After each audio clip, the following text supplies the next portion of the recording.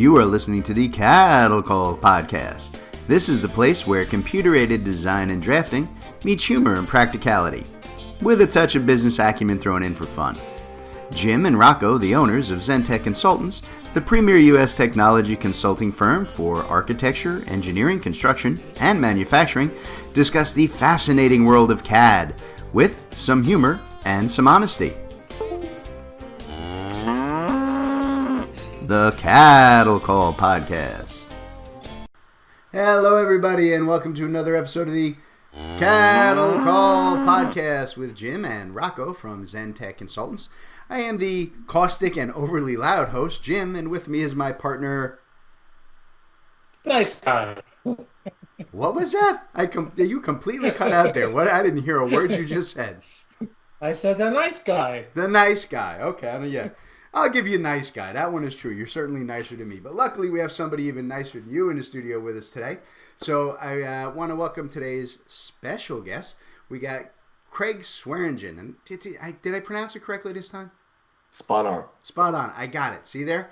All right. Craig is back again, and Craig is here. He is an implementation specialist over at Bricsys with a real solid background in the civil design and CAD management world. So he was the perfect person to get in here to talk about today's topic.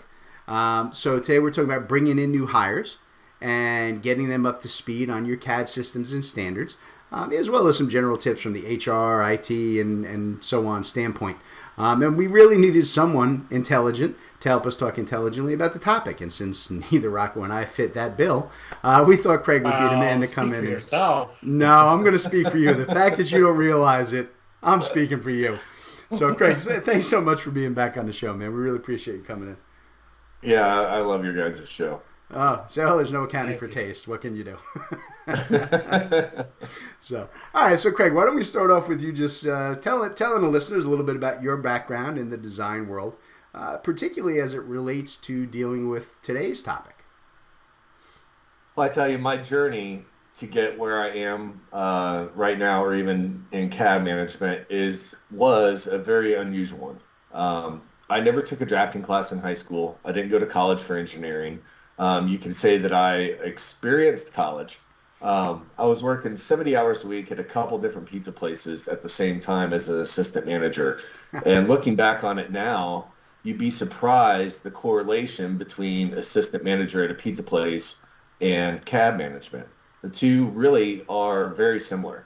So fast forward a couple years down the road, and I knew that slinging pizzas wasn't where I wanted to be long term. So my work ethic, ability to learn, and a fortunate family connection at a civil engineering firm, I was offered an entry-level CAD position. So not knowing CAD, not knowing anything about civil engineering, I started there in 2001 in the road department and basically did structured data tables and under-drain data entry within LDD for like a year and a half, and just absorbed everything that was in front of me.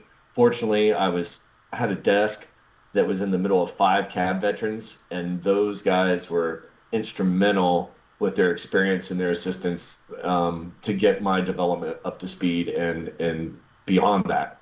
So fast forward then, 2 years later, 2003, I joined the right-of-way acquisition, which allowed me to then work in multiple departments, not just roads all the time. I was working with the airports, bridge surveys, trails. And this is kind of where we get into the training aspect. 90% of all my training that I completed was in-house training. And we did a little bit of external training when Civil 3D came along, but the majority of everything I learned was all hands-on, in-house. So from there, I just challenged myself more and more about CAD design and engineering. And what stood out to me, I guess, was the whole process of problem solving and team building, including the project coordination and communication aspects of what we did, which then ultimately led me to become a CAD manager in 2015. So in turn, part of my responsibility from that was to complete all the network and office orientations for all new employees and interns, including the new hire CAD orientations. Yeah, and that's a big thing. It's amazing how many of us kind of come up with, like that, with just kind of finding ourselves in the right place at the right time, or, depending on your views on CAD, maybe it's the wrong place at the wrong time. You never can tell. But we wound up here. I do have an important question, though. Are your pizza skills, or your pizza making skills still Still up to par? You get a couple pizzas under your belt again, and it all comes right back to you. So Okay. the first I had a fortunate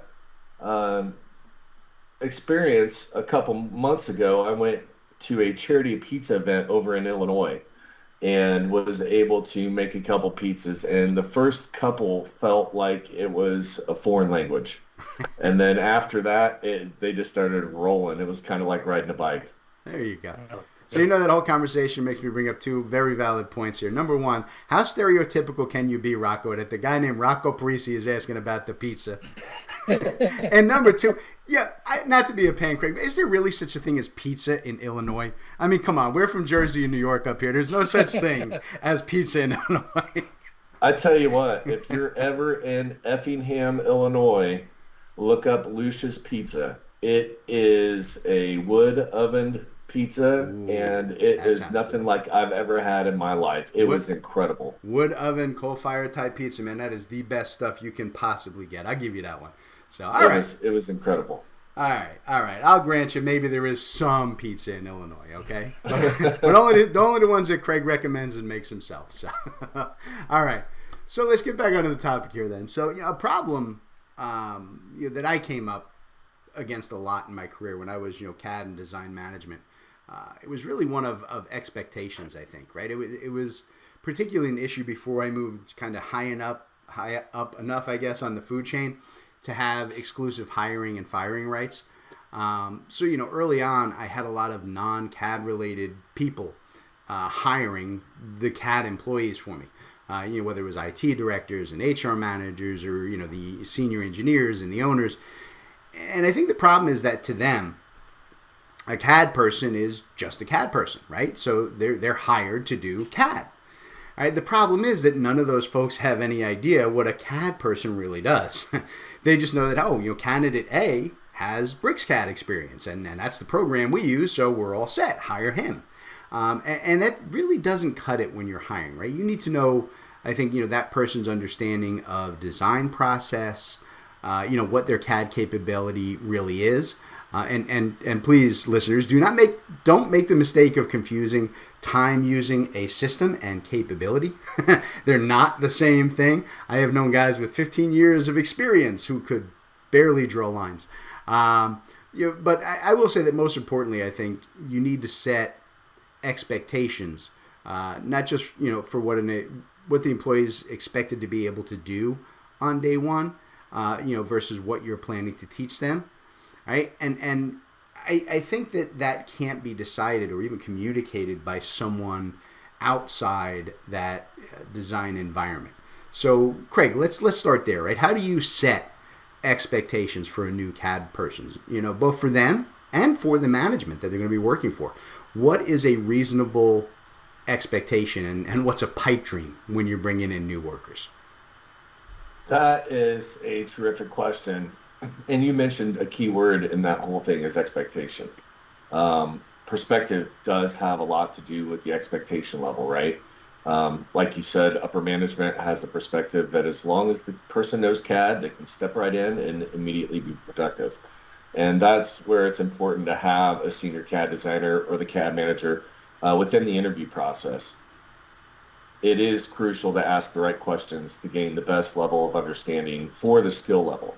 Mm-hmm. The discovery of that skill level during the interview and the onboarding process immediately addresses those reasonable expectations. So the pipe dream is to expect an entry-level CAD tech to design a road corridor in the grading or the bridge column in month 1, day 3, or even week 2. Right. So if the new hire is even a veteran designer, it takes time for them to acclimate just to the new processes and the workflows and the company standards. And believe it or not, on average, it's right around 6 months for a veteran CAD designer to be completely comfortable at a new firm, even if they're doing the same exact tasks as before. Yeah. And I think that's where the expectations have to be communicated, not only for the benefit of management, but for the new employee to hold that longer-term vision. Yeah. And I think that 6 month window, I think that's an ideal thing that I hope all the listeners out there will keep in mind. I don't care how good you are, right? You could have been doing this for 20 years. It takes 6 months. That's the perfect number Craig brought up there to really get comfortable and proficient in any new standard system. So I absolutely agree with that. And another issue I see with onboarding design staff, it lies in like you said, right, the conversion to a whole new set of standards. Each company has their own set of design, CAD, and even basic workflow standards, right? And that takes the new employees time to learn and adjust. Like we said, 6 months is the ideal number there. That's what you're probably going to have to face. But even to get to that 6 month point, the key is finding the best ways to train new staff members on your company's standards and your best practices. And that's a huge undertaking. And you also need to realize that you're not just going to have one new, slower employee that you're bringing on, but that their inexperience in your system is going to cause a drain on the rest of your staff, right? The CAD manager is going to have to take a big time hit in training the new person. And all of the other folks in that group are going to have to pick up the slack in billable time because the CAD manager is not helping them. They're also very likely to need to spend a lot more time, right? All of the people in that group fixing mistakes or misunderstandings that the new employee causes, not by any flaw in what they're doing, but just by not being familiar with the standard. So, Craig, how do you recommend people get new onboards up to speed in terms of standards and practices? Is there a one-size-fits-all approach to this, or does each firm have to kind of figure it out on their own? Coordination and communication, they're buzzwords, but in this situation, they aren't buzzwords. They are essential to the process, and it starts with proactively determining and outlining that onboarding training expectation with the hiring manager. So you create that open dialogue between the CAD manager, PM, senior designer, senior CAD user, department production manager, whatever you want to call everybody. There's no end of titles. Right, as well as HR and IT. You have to include them. And you make sure that hiring manager provides the most, with the coordination between all that, it really provides the most effective outcome. Mm-hmm. So it comes down to discussing what initial tasks will be performed to engage and of course guide the employee. What kind of work does the PM or the SME expect to have the new employee completing within the first week or first month? Can those tasks be handled with a lot of oversight? Do they need a lot of oversight? Do they need very little oversight? Will additional training be needed? Is that going to be in-house or out-of-house training? You go to the extent of providing all in-house white paper documents to support standards in the workflows. Those conversations not only assist with the initial training, but it provides that outline for the employee's expectations. And as you mentioned, supporting a new hire, it takes production time away from the existing employees, that's for sure. The CAD manager should always be available to provide any sort of oversight, additional materials, even QC/QA. And it's important to have, I think it's extremely important to have a designated mentor or even a team of mentors that the department assigns directly to that new employee. While the CAD manager might have a higher level knowledge of the tasks that need to be completed, it's the men and women who complete all the picks and clicks throughout the day, week after week. And those are the people that fully understand the nuances of CAD and what really works. So the coordination by the team really assists with any additional training or development that the employee would need in order to get up to speed. And if this is done correctly, the time spent getting that new employee up to speed is drastically reduced. And it increases the productivity, which also, of course, has a beneficial impact on the team and employee morale. And I will mention that it's just as important and crucial to understand the learning style of the new employee. I think this is overlooked a lot of times. Are they a visual learner? Do they do better following a white paper than, let's say, watching a YouTube video?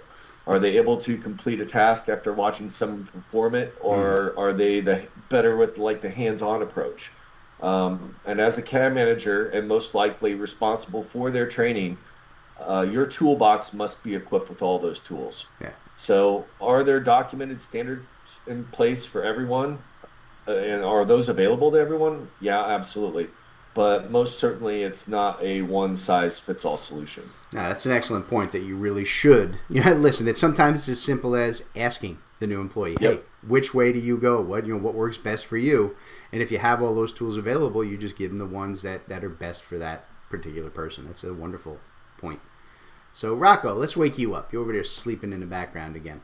So, what do you hear from our clients in terms of getting their new hires up to speed? Is it something that most of them feel like they're all set and comfortable and got everything they need, or are they looking for input and help? Every environment is unique. As you guys were talking, I'm like having flashbacks of a past employer, where the new employee walks in and they're like, where do I go? Or, oh yeah, I'm here to see so and so, and that so and so isn't even there. So, it just I definitely agree with the aspect of setting expectations, but I think being organized is extremely important as well. So, obviously we deal across the board, right? Small to large firms, and your larger firms, you hope that they're a lot more organized. But we see it all over the spectrum, in terms of how firms are structured. But I think back to those situations and setting expectations and just being organized and learning from the individual from the beginning is critical as to how they learn, and how they function.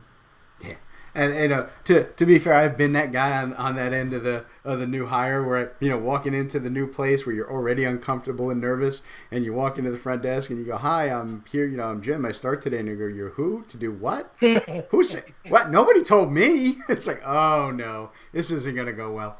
So. All right, so everything pretty much that we've discussed so far, I think it really shows how heavily this process relies on, having your subject matter experts, right, your SMEs involved with every step of the new hire process, right, from like Craig was saying, from initial interview all the way through training, they really just need to be a key decision maker in this entire process, and I think that there's still a real prejudice out there in the design world that CAD managers are really just, talented CAD people who we need to pay a little bit more money, so we give them a title, but they're not really managers. And I see that, and I also see that in some firms, they understand the importance of having real management personnel in that CAD role. So what they wind up doing is they throw an engineer into that seat. All right, because they have degrees, so they must, apparently by some mystic educational voodoo, become a qualified manager, right? Even though many of them have only rudimentary CAD skills. I am a firm believer that the best answer here is to take that talented CAD person and put them through some serious management training, right? That way you get a true manager and a really technically sound subject matter expert all in one person. So Craig, how important do you think it is to have an experienced, CAD person in that management role in order to ease the onboarding process, right? Do you think it is vital, like I'm saying, or do you think it's something that you can work around if you need to? Well, I'm going to kind of contradict your firm believer aspect of taking the talent CAD person and putting them through management training.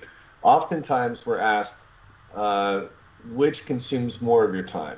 Is it the program or the people? And a lot of times it's the people. So you've really got to have a good people person in place as far as your CAD manager, because that is what they deal with on a daily basis. Now, as far as I was concerned, I didn't know all the picks and clicks like Bob in the bridge department or Joe in the road department. They're the ones that I relied on to say, hey, look, I have this issue with a surface or with this grading tool. What am I doing wrong here? So they were the ones that also helped me grow in my CAD experience as well. So I think it also can be done reciprocal way. to an extent. Okay.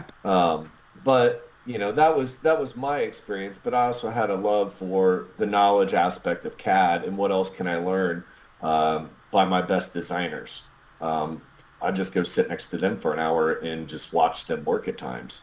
Yeah, as far as having experienced CAD people in management roles, I mean, the more and more we see that engineers in general are getting very good at CAD design.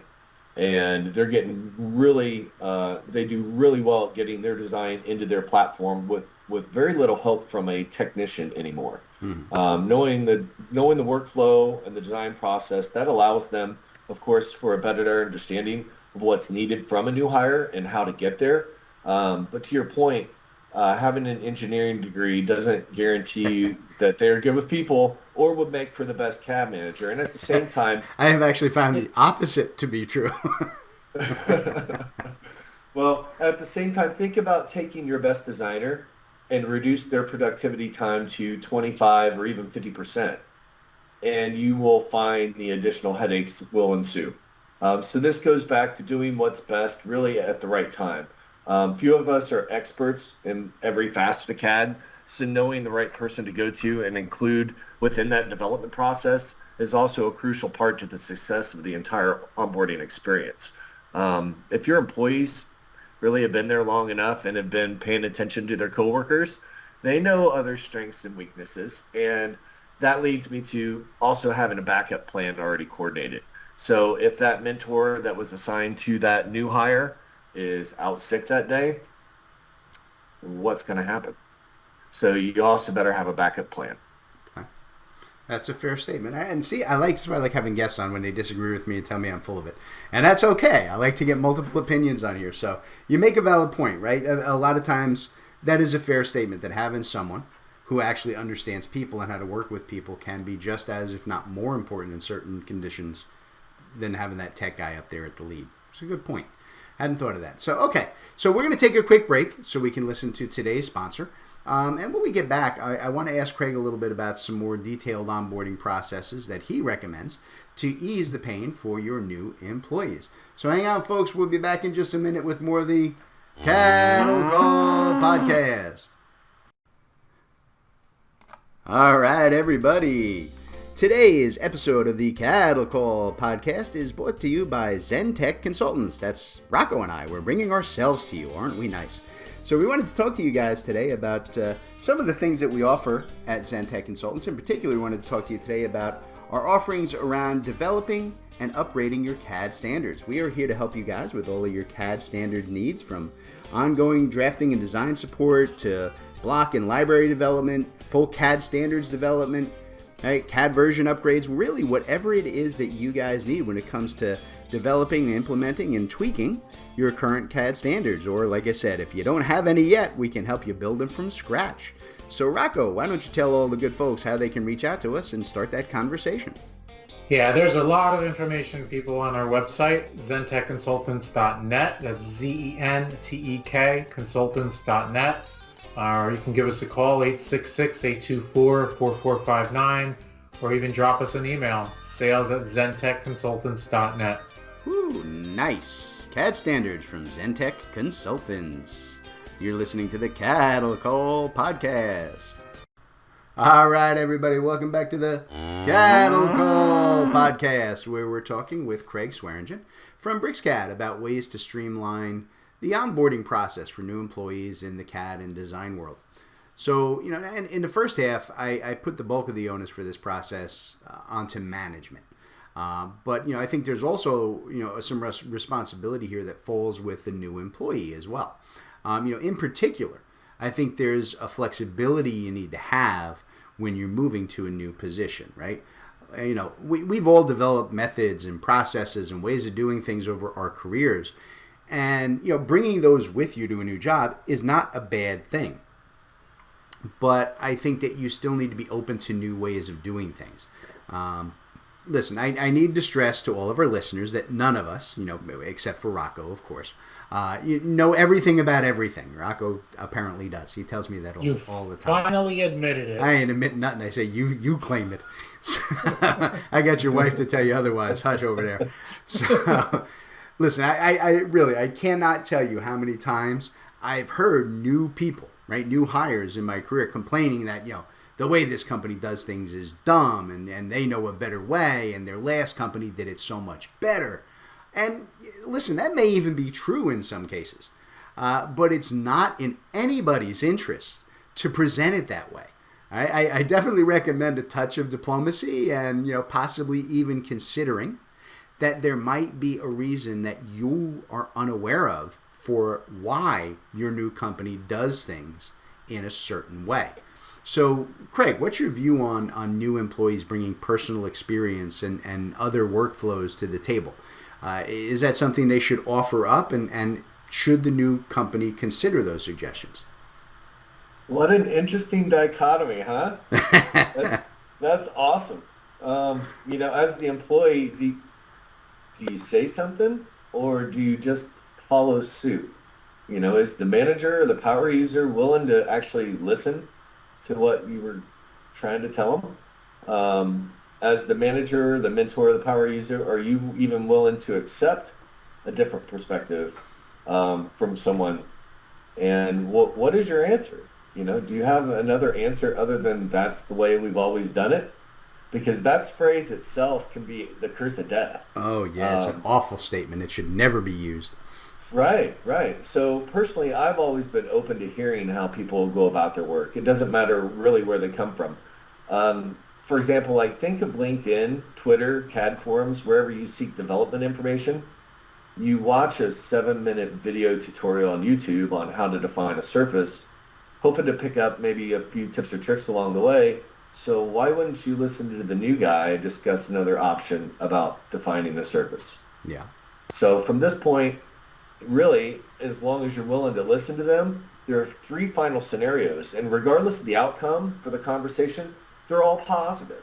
So if you've listened to them, you've now built a rapport, and the new hire at least feels comfortable to be able to provide feedback. And secondly, what if there was actually something within that conversation that could be tweaked to improve the process at your company? And lastly, this is your chance to review and confirm why that's the way we've always done it. There you go. Personally, I also made sure that I documented every procedure along the way, because the final documented procedure will not tell you why you chose to create the standard or procedure, which is why I save all my email documentation and all correspondence when it comes to that stuff. Yeah, it's good to have. It's a really smart move. So, yeah, no, I absolutely agree with that, right? There is no negative to encouraging that conversation, right? Absolute worst case scenario, you listened, you say, look, I get what you're saying, it's not going to work here because, and both you and the new employee are walking away happy. You got a reasonably intelligent person who's thinking things through, and they know that they're getting listened to, and their thoughts are being considered. I think it's a win-win for everybody. Oh, absolutely it is. Like you mentioned there, they're being heard. Yeah. And you can't stress how important that is for new employees. So, to my mind, I think the biggest answer to the question of how to properly onboard, it comes down to 2 basic principles. Standardized processes and formal training. I think that, dropping a new employee into the middle of a busy work environment and kind of expecting them to figure things out, it's just a recipe for disaster. You're going to frustrate that employee, and you're going to strain their relationship with their coworkers who are going to have to pick up the slack as this new person is learning on the job. And I think, like Craig was saying earlier, having a laid out, defined system with, benchmarks and goals and formal training to ease these new employees into your standards and processes, it will make onboarding much easier for everybody. I think the thing that everybody needs to keep in mind, I always try to approach it like this: new employees are an investment. right? And just like any other investment, they're going to require some attention to get things rolling. You can let it go once they're up and running and moving. That's great. But think of it like this. You would not hand your life savings to some random banker and just let him invest it wherever he wants, would you? So why would you drop your personnel investment on random people in your firm and just expect good results? Something good will happen when I just drop it in here. That's just, it doesn't work like that. So Craig, what are your best recommendations for onboarding and training processes? Is there a way that you think works best, like, written docs or videos or tests, or some mix of those? What do you think? Well, while I like the concept of a test, on the onboarding process, I think it's unnecessary. If anything, I think it should become, you should have the test implemented during the interview process. Mm-hmm. But formalized training or having, CAD orientation on day one was always my plan. The new hire would go sit down with HR for a couple hours, do their thing, and then the new hire would be mine for the rest of the day, and maybe even part of the next day. And this would apply to CAB personnel only, of course, although I would do a network orientation for all new employees to make sure everybody's on the same page. Right. So with our CAD new hires and interns, we run through all the IT programs first. Those might include like office phone setup and getting email on your phone, how to submit timesheets, what the project directory looks like, how to get remote access through VDI, and get all that other stuff out of the way. And then we dive into CAD standards and procedures for the rest of the day. And that time there, basically talking shop, is the most valuable asset to have when it comes to determining future development. While I provided a hard copy and email links of the standards, the hard copy of the standards by themselves were 261 pages. So you can imagine walking into the room and be like, hey, this is what we're covering today. Thump. Drop it on the desk. And the look on their face, was priceless. But I let them know that, hey, we're not going to cover all this stuff. We'll skim the standards, especially when it comes to layers and point abbreviations and stuff like that.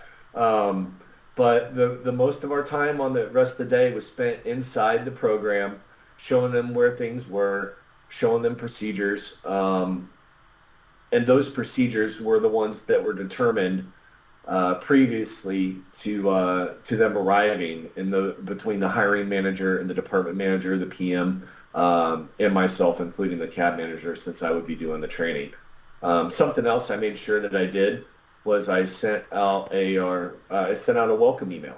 So welcome to the company email, and it provided hyperlinks to all of the items that we covered during orientation, as well as I created a video database, which had hyperlinks to all of our internal and external procedures, anything from how to put text in a drawing to inserting aerial images.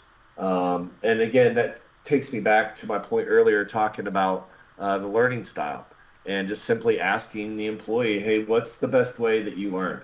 We all learn a little bit differently, and my job is, again, to provide them with the right tools for their learning style. And the same thing applies to customers who have switched or who maybe even supplement Bricsys program. It's about providing them the best tools for the job and equip them accordingly and provide them with what they need to suit them best. And, maybe even that comes with some external training, and we request that they contact you and Rocco. There you go. Always contact me and Rocco. So let's contact Rocco because he's sleeping again. So Rocco, how much interest, I guess, do we see around onboarding in terms of our consulting services? Are there folks reaching out to us to help develop training and testing materials for the new hires, or do you find that they're all trying to handle that in-house? No, I would honestly say that the majority of it's done in-house. I mean, when it comes to improving skills, getting people to that next level, folks come to us. That's not to say that we can't help. I mean, we'd be happy to work with customers to help them from the onset. But I think it comes back to, like Craig is basically saying, is just it's being organized internally and getting everybody on the same page internally, being prepared, setting expectations internally. And then if you need external help, uh, once workflows are in place, once people have been there for a while, then reaching out to us. Okay, and that's fair. That's about what I see as well.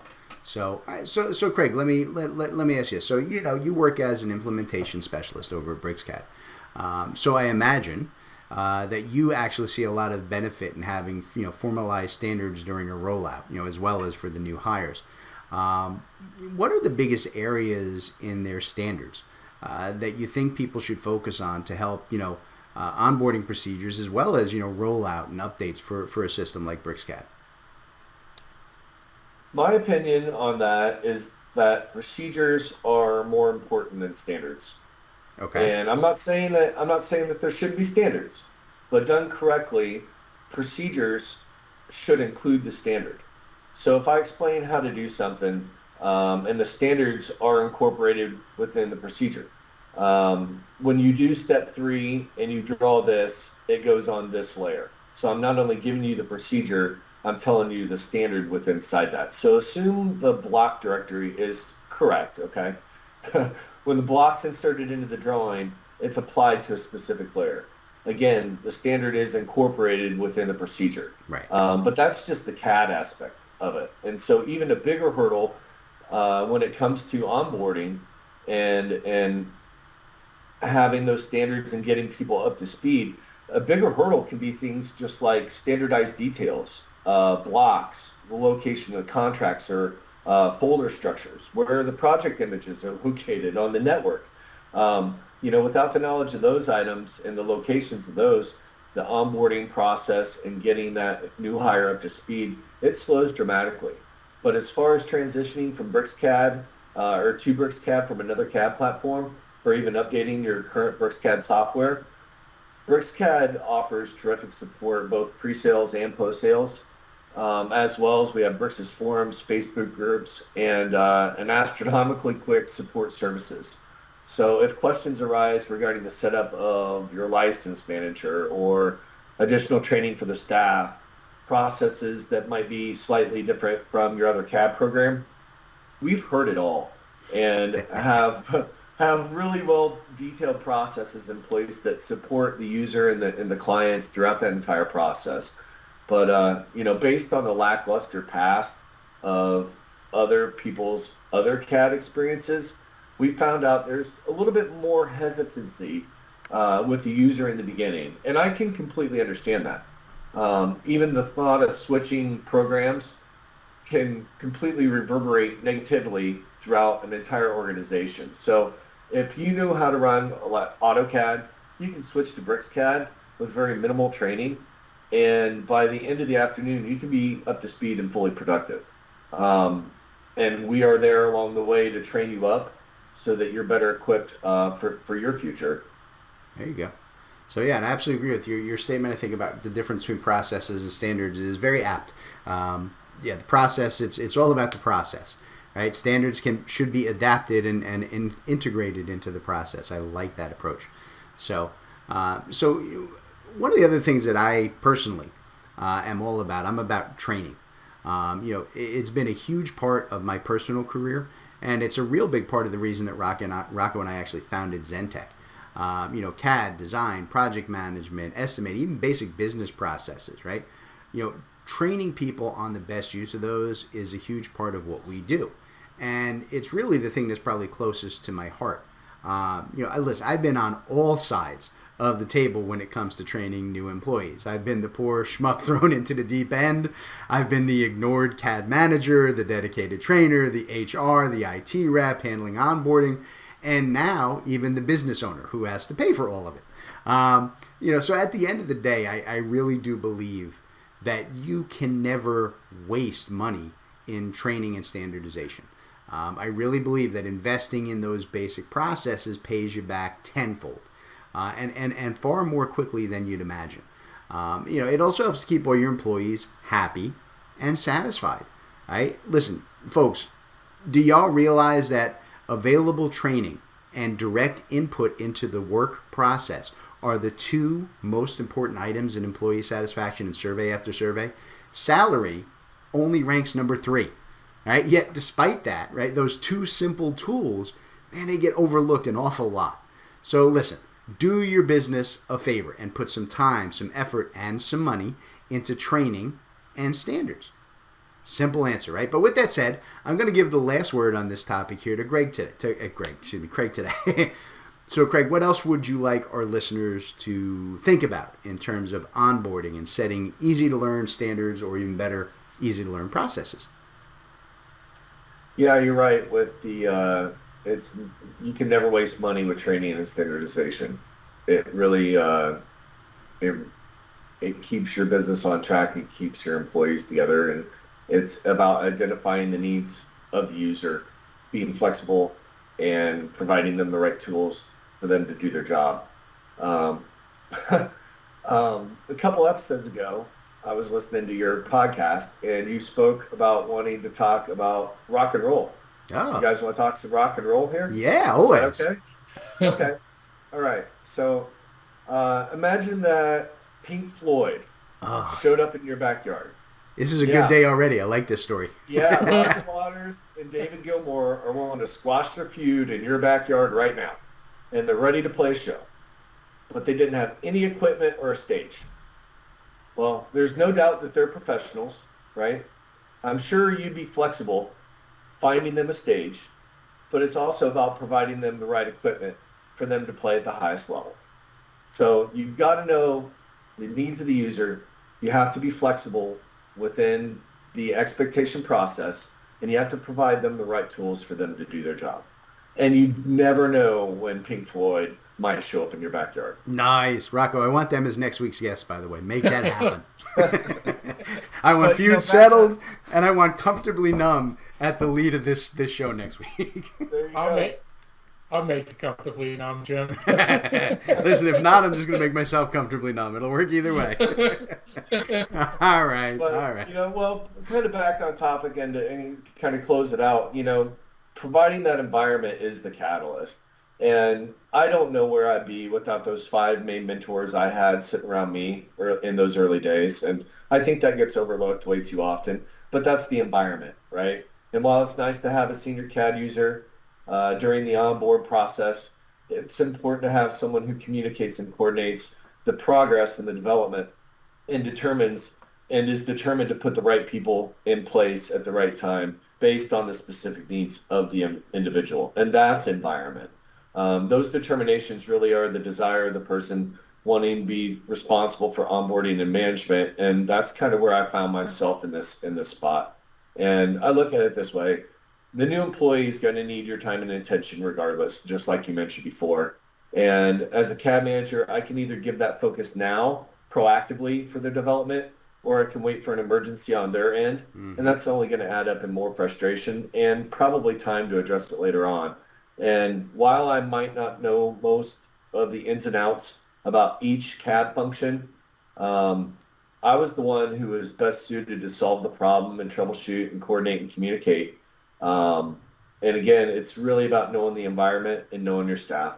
And the more you can know them on an individual level and a professional level, and the more people see the direct benefits of that proper onboarding, the more beneficial the entire process becomes.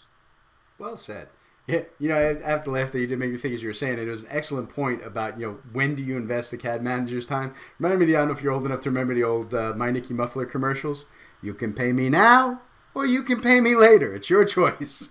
That's right. That's exactly it. Right. You can put the time in while it's positive, or a lot more time at the worst possible moment in a real negative way. So, excellent point. Absolutely. So, all right, so I think we can leave it there for this week. But first, I want to, again, thank Craig for being here on the show once again. Despite having been here and listened to the show, he still keeps coming back. And we really do appreciate it because you're always a fantastic guest. So thank you so much for being here, Craig.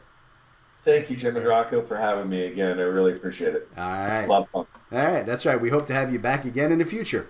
All right, but for right now, we're going to bounce out of here, and we will catch you all next time on the Cattle Call Podcast. All right, everybody, today's Cattle Call was brought to you courtesy of Zentech Consultants. That's Rocco and I. Zentech Consultants works with design and manufacturing firms to help our clients purchase and implement the software that they need in these complex industries.